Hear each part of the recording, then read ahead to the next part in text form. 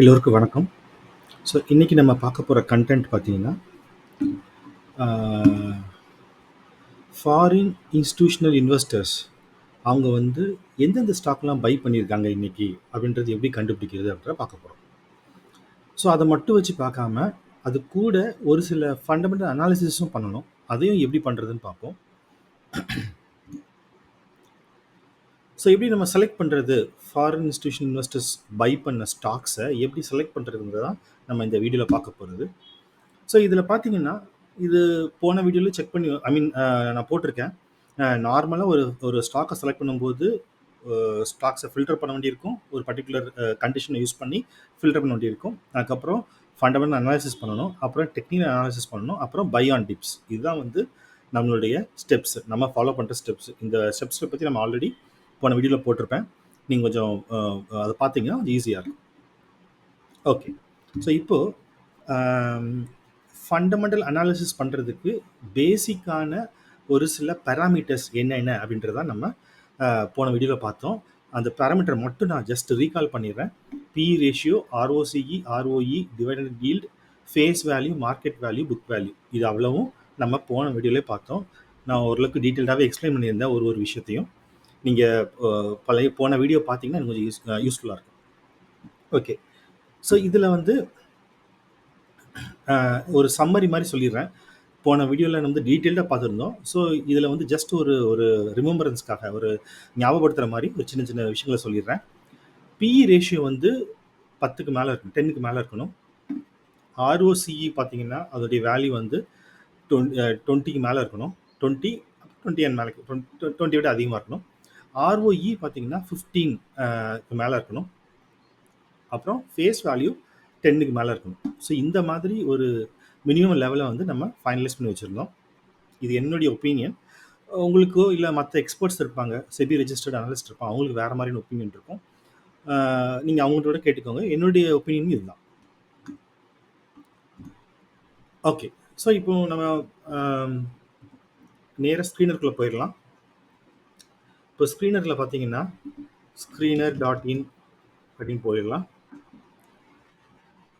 Screener போயிட்டீங்கன்னா இங்கே ஸ்க்ரீன்ஸ்ன்னு இருக்கும், இதை கிளிக் பண்ணிக்கோங்க.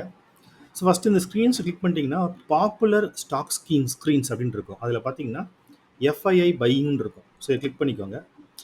இதை யார் எழுதியிருக்காங்கன்னா, இந்த ஸ்கிரிப்டை யார் எழுதியிருக்காங்கன்னா கார்த்திக் ராஜேந்திரன் அப்படின்றவர் தான் எழுதியிருக்காரு. ஸோ அவர் வந்து இதான் இந்த ஸ்கிரிப்ட் கொடுத்துருக்காரு. அதாவது சேஞ்ச் இன் FII ஹோல்டிங், அதாவது FIIs வந்து ஹோல்ட் பண்ணியிருக்காங்கல்ல அந்த ஸ்டாக்ஸ், அதோடைய சேஞ்ச் வந்து 1%க்கு மேலே இருந்தாலோ and FII holding minus change in FII holding, அதாவது லெசன், அதாவது நிறைய விற்றுக்கக்கூடாது, புதுசாக 1% வாங்கியிருந்தாலும், இந்த 2 கண்டிஷனை வச்சு அவர் ஃபில்டர் பண்ணி காமிச்சிருக்காரு. இதில் பார்த்தீங்கன்னா கிட்டத்தட்ட எத்தனைது 50 ரிசல்ட்ஸ், 50 ஸ்டாக்ஸ் வந்திருக்கு. இந்த 50 ஸ்டாக்ஸும் இப்போ ரீசெண்டாக அவங்க வாங்கியிருக்காங்க. ஓகே, நம்ம இதை அப்படியே நம்ம எல்லாத்தையும் வாங்க முடியாது. நம்மளால எவ்வளோ முடியுமோ, எது முடியுமோ அதை மட்டும் தான் வாங்க முடியும். ஸோ அதில் வந்து என்ன பண்ணலான்னா, ஃபஸ்ட்டு ஒரு ஃபில்டர் கொடுப்போம். முதல் ஃபில்டர் பார்த்தீங்கன்னா கரண்ட் ப்ரைஸ் வந்து லெஸ் தேன் புக் வேல்யூ அப்படின்னு வச்சுக்கோங்களேன். அப்படி இருந்துச்சு அப்படின்னா இது ஆண்டு கொடுத்துக்கோங்க. ஸோ நீங்கள் புதுசாக ஸ்கிரிப்ட் ஆட் பண்ணுறீங்கன்னா அதில் ஆண்டு கொடுத்துக்கணும். ஓகேங்களா?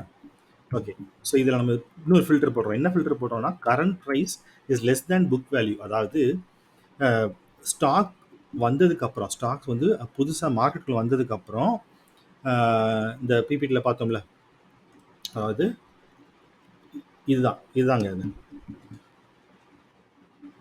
இந்த புக் வேல்யூன்றது face value plus reserves per share. அதாவது மார்க்கெட்டில் அந்த பர்டிகுலர் ஸ்டாக் வந்ததுக்கப்புறம் அந்த கம்பெனி வந்து நல்ல ப்ராஃபிட் கெயின் பண்ணிச்சு, நிறைய இன்வெஸ்டர்ஸ் உள்ளே வராங்க, அப்புறம் நிறைய பேர் வந்து ஷேர்ஸை வாங்க ஆரம்பிக்கும் போது உங்களுக்கு என்ன ஆகும்னா, உங்களுக்கு அந்த ஷேருடைய ப்ரைஸ் வந்து இன்க்ரீஸ் ஆகும்.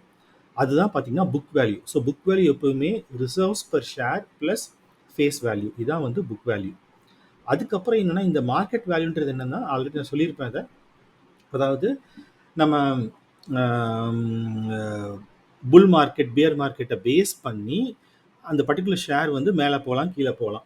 ஓகேங்களா? ஸோ அதுதான் வந்து இந்த மார்க்கெட் வேல்யூ. ஸோ மார்க்கெட் வேல்யூன்றது டோட்டலாக சேர்த்து மார்க்கெட் வேல்யூ. அதாவது மார்க்கெட் வேல்யூன்றது ஒன்றும் இல்லை, கரண்ட் ப்ரைஸ். ஸோ இப்போ இந்த கரண்ட் ப்ரைஸ் வந்து புக் வேல்யூட லெஸ் தெனாக இருந்துச்சுன்னா நமக்கு ரொம்ப நல்லது. ஏன்னா கரண்ட் ப்ரைஸ் வந்து புக் வேல்யூட லெஸ் தெனாக இருந்துச்சு அப்படின்னா உங்களுக்கு அந்த புக் வேல்யூ வரைக்கும் அந்த ப்ரைஸ் போகிறதுக்கான வாய்ப்புகள் இருக்குது. அதான் இதில் முக்கியமான பாயிண்ட். இப்போது நம்ம இந்த ஃபில்டர் போட்டு கொரி ரன் பண்ண உடனே பார்த்தீங்கன்னா உங்களுக்கு இவ்வளோ ஷேர்ஸ் வருது. இது பார்த்தீங்கன்னா ஜேபி பவர் வெஞ்சர்ஸ் இருக்குல்ல, இதை நான் ஓப்பன் பண்ணுறேன். இதை பார்த்தீங்கன்னா ஸ்டாக் பிஇ வேல்யூ சூப்பராக இருக்குது. புக் வேல்யூ பார்த்தீங்கன்னா 15 ரூபாயில் இருக்குது. கரண்ட் ப்ரைஸ் 5 ரூபாயில் இருக்குது. ஸோ 5 ரூபாலேருந்து 15 ரூபா வரைக்கும் போகிறதுக்கான வாய்ப்புகள் இருக்குது. ஓகேங்களா? ஸோ இது ஒரு நல்ல விஷயம் தான். இது ஒரு நல்ல விஷயம் இருக்குது. ஆனால் ஆர்ஓசியும் ஆர்ஓஇயும் பார்க்கணும். ஸோ ஆர்ஓசி நம்ம என்ன சொல்லியிருந்தோம்? ஆர்ஓசி பார்த்தீங்கன்னா 20க்கு மேலே இருந்தால் நல்லாயிருக்கும். ஆர்ஓஇ பார்த்தீங்கன்னா 15 மேலே தான் நல்லாயிருக்கும். ஆனால் இங்கே எப்படி இருக்குன்னா ஆர்ஓசி பார்த்தீங்கன்னா 5 தான் இருக்குது, 5% தான் இருக்குது. ஆர்ஓஇ 0.5% தான் இருக்குது. ஸோ இப்போ இது வந்து கொஞ்சம் மோசமாக இருக்குது. பட் இது ஒரு நல்ல விஷயம் நம்ம கையில் இருக்குது. ஓகேங்களா? ஸோ அப்போ நம்ம என்ன பண்ணலாம்னா இந்த மாதிரி ஷேரை எடுத்துட்டு நம்ம என்ன பண்ணலாம்னா எக்ஸ்பர்ட்ஸ்கிட்ட போய் கேட்கலாம், இது வாங்கலாமா கூடாதான்னு. இது கூட இந்த ஸ்க்ரீனில் பார்க்க இந்த ப்ரோஸ் அண்ட் கான்ஸ் இதை நீங்கள் ரீட் பண்ணி பார்த்துக்கோங்க. பார்த்துட்டு நம்ம எக்ஸ்பர்ட்ஸ்கிட்ட போயிட்டு நம்ம வாங்க பார்க்கலாம். சரிங்களா? இது ஒரு ஆப்ஷன். ஓகேங்களா? ஆனால் இதில் பார்த்தீங்கன்னா நான் என்னை பொறுத்த வரைக்கும் ஆர்ஓசியும் ஆர்ஓயும் ரொம்ப கம்மியாக இருக்குது. ஸோ இது பெட்டர் நம்ம வாங்காமல் இருக்கிறது தான் நல்லது. அடுத்த ஷேர் பார்ப்போம். பிரகாஷ் இண்டஸ்ட்ரீஸ். ஸோ இது பார்த்தீங்கன்னா 56 ரூபாயில் இருக்குது. ஆனால் இதனுடைய புக் வேல்யூ பார்த்தீங்கன்னா 165 ருபீஸ், 125 ரூபா. எவ்வளோ வித்தியாசம் பாருங்கள். ROCE 7.89, ROE 6.61. பரவாயில்லமான ஒரு வேல்யூ தான். அப்புறம் ஃபேஸ் வேல்யூ 10 இருக்குது. Okay, fine. ஸோ இது வந்து டிவிடெண்ட் எதுவுமே கொடுக்கல இந்த ஸ்டாக்கு. ஓகேங்களா? ஸோ இதை பற்றி இன்னும் கொஞ்சம் ஃபண்டமெண்டல் அனாலிசிஸ் பண்ணிவிட்டு இல்லைனா வந்து எக்ஸ்பர்ட்டை கேட்டுன்னு கூட நீங்கள் வாங்கிக்கலாம். வேறு என்ன இருக்குது?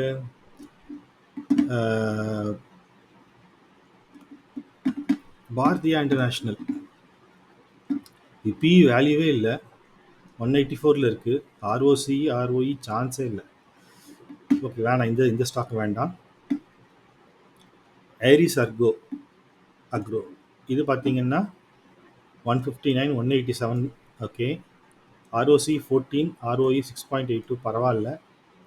டிவிடெண்ட் கொடுத்துருக்காங்க. டிவிடெண்ட் 0.50% கொடுத்துருக்காங்க. ஓகே, பரவாயில்லமான ஒரு ஸ்டாக் தான். Stock is trading 0.85 times its book value. பார்த்தீங்களா? இது ஒரு ப்ரோவாக கொடுத்துருக்காங்க. கான்ஸ் பார்த்தீங்கன்னா ஈக்விட்டி பார்த்தீங்கன்னா ரொம்ப கம்மியாக இருக்குது. லயபிலிட்டிஸ் வந்து அதிகமாக இருக்குது. பாரோயிங் சீம்ஸ் ஹை, பாரோயிங் அதிகமாக இருக்குன்னு போட்டிருக்காங்க. குவார்டர் ரிசல்ட்ஸ் பார்ப்போம். மார்ச்சில் பார்த்தீங்கன்னா அவங்க வந்து ஆப்ரேட்டிங் ப்ராஃபிட் கம்மியாக இருக்குது. ப்ராஃபிட் பிஃபோர் டேக்ஸும் மைனஸில் தான், எல்லாமே மைனஸில் தான் இருக்குது. பட் இதுக்கு முன்னாடிலாம் பரவாயில்லாமல் கொடுத்துருக்காங்க. பட் இது வந்து கம்மியாக இருக்குது. மேபி அடுத்த குவார்டர் ரிசல்ட்ஸை பார்க்கலாம். ஸோ இது ஓகே, பட் இருந்தாலும் நம்ம செக் பண்ணி பார்த்துக்கணும், எக்ஸ்பர்ட்டை கேட்டு பார்த்துக்கலாம். வேறு என்ன இதுக்கு இந்த மாதிரி ஒரு ஷேரை நீங்கள் பார்த்துக்கலாம். ஸோ இது கூட நம்ம என்ன பண்ணலான்னா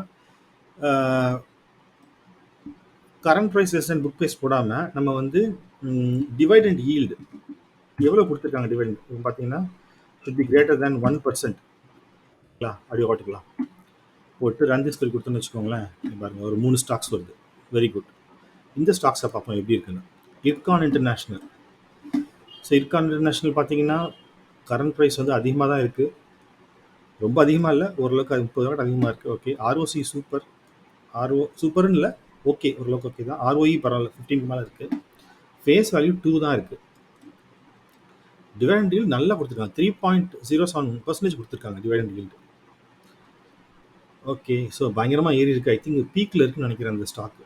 ஸோ நம்ம இப்போ வந்து அது இறங்கினதுக்கப்புறம் வாங்கலாம். ஒரு இறங்கி ஒரு டிப்ஸில் வந்ததுக்கப்புறம் வாங்கலாம்னு நினைக்கிறேன். நல்ல ஒரு ஸ்டாக் தான் இது. ஸோ இது கூட வந்து இது பார்க்கலாம். ஹெச்இஜி பார்ப்போம். ஹெச்இஜியோடைய இது பார்த்தீங்கன்னா பி வேல்யூ ஓகே, இதுவும் ஓகே, ஆர்ஓஇ ஓகே. இது கொஞ்சம் அதிகமாக, கரண்ட் ப்ரைஸ் அதிகமாக இருக்குது. டிவைடெண்ட் நல்லா கொடுத்துருக்காங்க, பரவாயில்ல.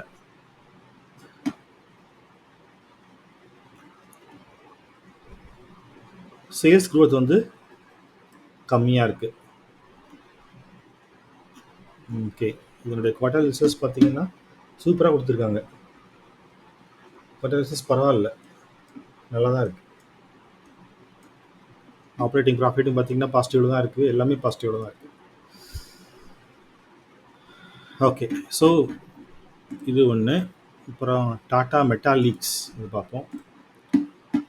ஸ்டாக் பி சூப்பராக இருக்குது, ஆர்ஓசி பரவாயில்ல, ஆர்ஓஇயும் கம்மியாக தான் இருக்குது. புக் வேல்யூ விட கரண்ட் ப்ரைஸ் வந்து அதிகமாக இருக்குது. டிவைடண்ட் கொடுத்துருக்காங்க. ஓகே, கம்பெனிஸ் ஆல்மோஸ்ட் டெப் ஃப்ரீயாக இருக்குது, இது ஒரு முக்கியமான ஒரு பாயிண்ட்டு. அப்புறம் working capital requirements has reduced from 55.7 days to இது ஒரு நல்ல விஷயம்தான். ஓகே, ஸோ இந்த மாதிரி நீங்கள் செலக்ட் பண்ணிக்கலாம்.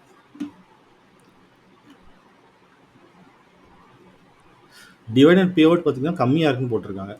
சரி, ஓகே, பட் பரவாயில்ல, கொடுத்துருக்காங்க ஒரு 1% கொடுத்துருக்காங்க, பரவாயில்ல. ஸோ இந்த 3 ஷேர் ஒரு மாதிரி டீசெண்டான ஒரு ஷேர் மாதிரி இருக்குது. ஸோ இந்த மாதிரி நீங்கள் என்ன பண்ணலான்னா, இந்த எஃப்ஐ ஹோல்டர்ஸ், ஏன்னா எஃப்ஐ ஏன் வாங்குறாங்கன்னா கண்டிப்பாக அதுக்கு ஃபியூச்சர் இருக்குன்னு தான் அவங்களுக்கு தெரியும். ஸோ அதை பேஸ் பண்ணி நம்ம வாங்கிக்கலாம். பட் கரெக்டாக ப்ராஃபிட் வரும்போது அதை விற்று விட்டுறணும். அதை இதான் ரொம்ப முக்கியமானது. ஓகே, ஸோ இந்த மாதிரி நீங்கள் ஃபில்டர் பண்ணிக்கலாம்.